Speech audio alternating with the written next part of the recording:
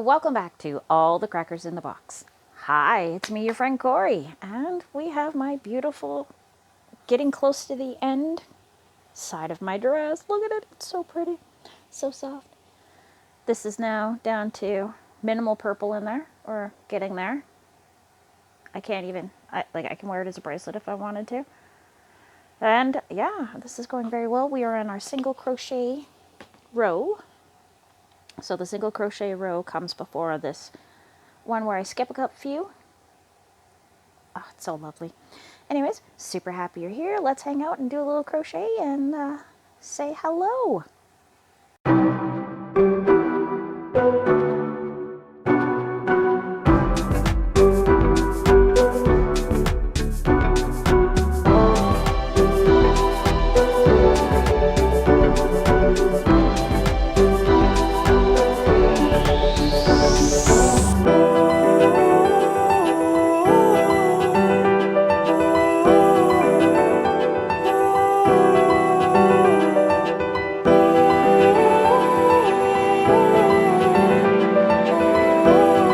Sorry, my bed's kind of a mess right now. Wild night, sick kids, whole 9 yards. So I'm just going to adjust that a little. And this is just my pillow. Knocked over my tripod. Why not? Let's make a big mess of everything. It's fun. Okay. Anyway. So I'm finding out where my... there you are. Okay, sorry. Usually I have this all done before I start filming. But that gives you a little bit of a background of how everything I do is completely awkward. I'm going to pop that in there so I don't lose it. Clear my throat. And say hi, my crochet friends. How's everybody's weekend going? Hopefully great. Just saw my little watermelon jammies. Hair's a mess. I don't have any nails on. Ugh, the nails came popping off. I wore them all last week in my videos. But they are very, very tricky to work with. I did get some new nail polishes at work, so I did buy some really cute ones. There's a chance you might see them this week. I don't know. We'll see how the day goes. I got some things to do after we make this video. Mostly go get lunch snacks and a couple running around errands. But, you know, weekends full of stuff to do. So yeah, this row is just a simple row of just single crochets to give it a nice edging. I want this to have a good edge under these. Skip a few. I find I don't like how big these ones are. So the smaller ones, I feel, make it look a little more polished, a little less likely to get snagged. So I'm hoping that that will give me the effect I'm looking for so far. I like the way it looks. I'm very happy with it. So I'll go for this little tiny row just for that reason. Those reasons. More than one reason. But yes, I really like the way this is working out. I've been taking this one to work because it's only the one, and I'm getting so close to the end. I think that the 15-20 minutes I can give it here and there on during my day is worth it. My Hexie cardigan one, the yarn is starting to get a little bit messy as the skein gets smaller, and that's to be expected. I actually think I threw the messiest spot on this one, so that is great news. Because of course I just want to crochet. I want to get through it. I want to make it. I want it to be made into something gorgeous and beautiful with this beautiful material that I'm working with. This is a really nice yarn. I really, really like working with it. So I am definitely looking at some other colorways and debating, just because I've got quite a bit of yarn right now. So I'm kind of thinking, do I want to? I do need to get some rainbowy colors for some amigurumis I need to do, but I do have a lot of scraps. It's a whole thing. Always, right? And we're just going to keep on working through these single crochets. Probably going to stop by the thrift store at some point today. I usually like to make a little visit there on the weekends. See if they have anything cool in their yarn area. Sometimes they do. Last time they had a brown cone, like a big cone, and I've been thinking about it. I'm sure it's probably still there, to be honest. Just because it's a fine weight, like sort of like this, but a little more textured-y. And I do have my black that's got it's got some wild texture to it. I haven't decided what I want to make with it because it is even smaller than this. It is just one thin thread.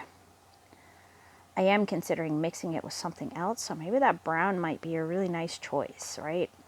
Get maybe a white too. Brown, white, and a textury black. I might be able to come up with something really interesting with that. But it would mean mixing the three together. So that I would definitely want to use like a bead or something. So then all three threads would go through. Or like a video I saw last night that just, ooh, got my heart going. This lady was making yarn cakes out of just regular threads, like big on the cone type threads, and she was taking all sorts of different shades and taking the individual ones. I think she had 4 to 8 in hers, and she was spinning it on a electric yarn winder. I can wind yarn pretty good. I could do that. Just something I'm thinking about. And she had all cotton, and it was just beautiful. She had a couple shades of pinks and whites, and it was really interesting. I found that to be super intriguing. Just because, you know, you can get all sorts of color combinations, and I love that kind of thing. I love seeing the different colors that can be mixed together to make something absolutely stunning.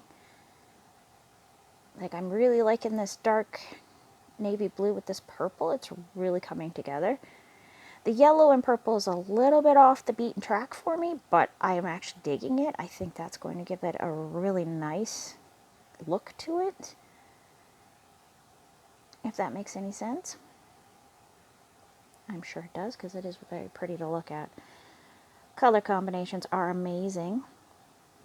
Yes, I've seen the comments that I've gotten this week. Thank you for saying so many nice things about my Hexie cardigan.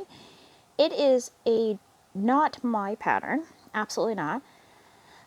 It's just I've adjusted a little bit to my own comfort level, and for me, I just don't like backtracking. I would like to go around and around and around. I'm not one to, turn my work and go back.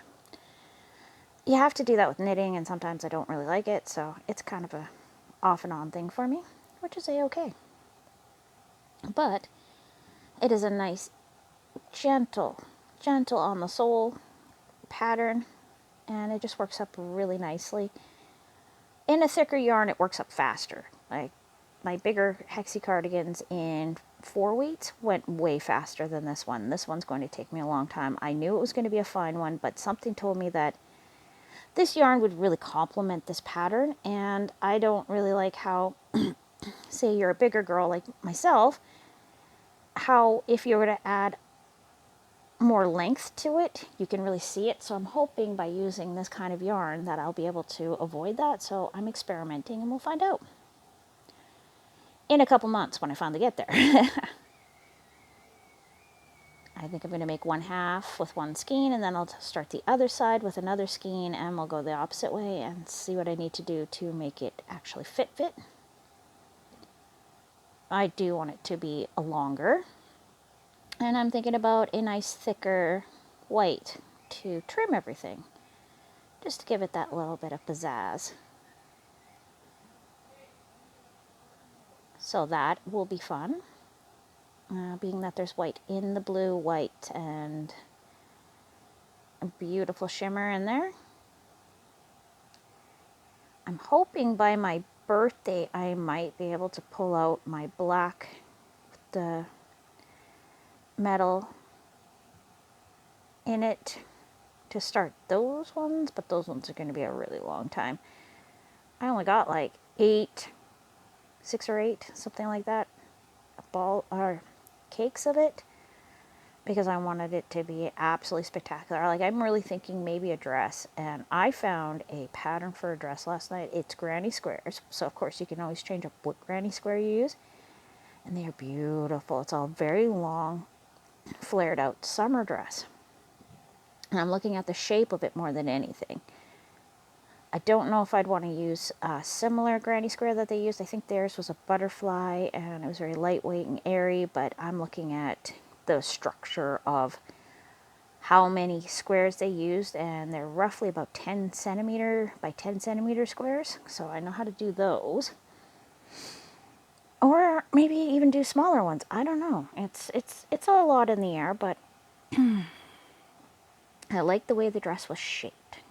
So I'm thinking about that. But then again, I don't know, with that black, it's going to be so airy that I may decide to do something a little more flowy. So I got some dress structures that I'm thinking about and shapes that I would want it to use.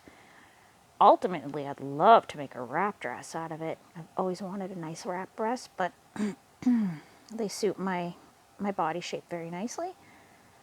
Really emphasizes the hips in a very positive way, so that is a shape that works for me. And yeah, I might have to do that. I don't know. A couple ideas, but I also like the idea of a long, flowy, silky robe that I could just wander around feeling fancy. I would feel super fancy because it's really soft. It is yarn I got from Temu. Again, I just seem to be really enjoying their cotton cakes. They are absolutely stunning. I'm really, really impressed. Like, I hear a lot of hate on Temu, and I can't quite join it. Depending on what you're getting, some of it is actually pretty darn okay. And I mean, a lot of the stuff we get does come from China, so I'm not as against it as, like, some.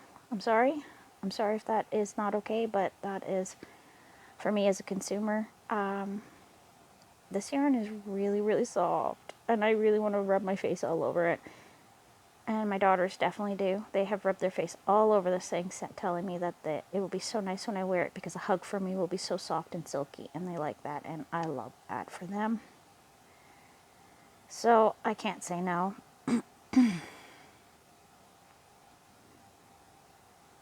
I also love yarn from Turkey, India yarn. I've had some beautiful stuff from India and from Turkey, just gorgeous, beautiful qualities. So, I mean, it all depends. I really want to start looking at some indie dyers and stuff like that, what they have, right from the farm kind of thing. I have yet to get into that, and I have a feeling that I will love it, and it'll be very, very pricey, so I'm going to take a little of my time getting there, but I am definitely on the way to moving up into some finer stuff and seeing what I can make. But I didn't want to spend the money on something super expensive and not be very good at it, the craft, but I think I'm getting all right. I'm holding a good pace. I'm not fatigued. And some of the clothes I'm starting to make is starting to be a little more complex than I was making, so that is interesting. And just growing, constantly growing. This morning my daughter wanted to make a paper fortune teller, and she got very frustrated, so we made one together. We walked through the steps. We discussed how learning a new craft can be very, very daunting. I gave her some hugs, gave her lots of encouragement. I hope she's feeling a lot more secure and not so pressured that she has to have it right the first time. Art is a journey. It's not the end result. It is getting there that's the important part. Yes, the end part is beautiful to look at, the stitching is gorgeous, or the picture, or the folding, whatever you're making. But you do it because you enjoy the process of making it. It feels amazing to create something beautiful, something unique, something that speaks to you from you. So if you're making it for somebody else, you're giving them a piece of your heart and your soul. It's too bad some people who do not do this kind of stuff don't quite understand that concept. And that's okay. You just pick and choose who gets what.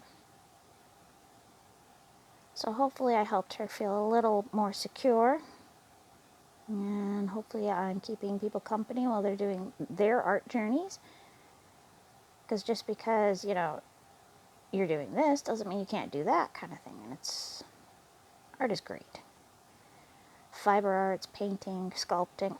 Sculpting. I love sculpting. I can't do it for the life of me, but I love looking at other people's work, admiring their eye for details and being able to shape things with their fingers.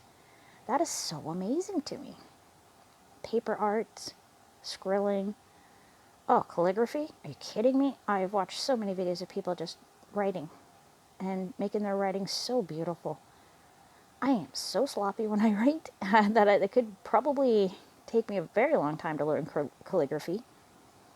But to be able to do it with like a fountain pen, oh my goodness, that is so beautiful to watch.